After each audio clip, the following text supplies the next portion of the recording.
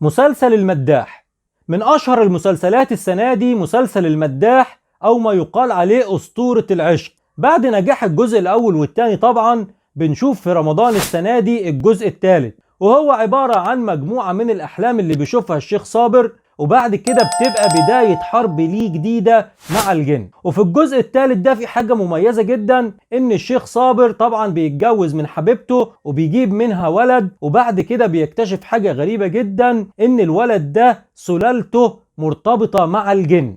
العمل طبعا من بطولة الفنان الكبير حمادة هلال، لوسي، دنيا عبد العزيز، يسرا اللوزي، احمد ماهر، كل ده طبعا بالاضافه لابطال الاعمال القديمه اللي اشتركوا معاه في الجزء الاول والثاني. العمل من تاليف امين جمال واخراج احمد سمير فرج. هيتعرض مسلسل المداح على قناه MBC مصر الساعه 8 مساء والساعه 12 مساء، وهيتعرض على قناه MBC مصر 2 الساعه 11 مساء والساعه 5 مساء. ما تنساش يا صديقي طبعا لو عجبك الفيديو لازم تنزل تعمل لايك وسبسكرايب للقناة علشان يوصلك كل جديد.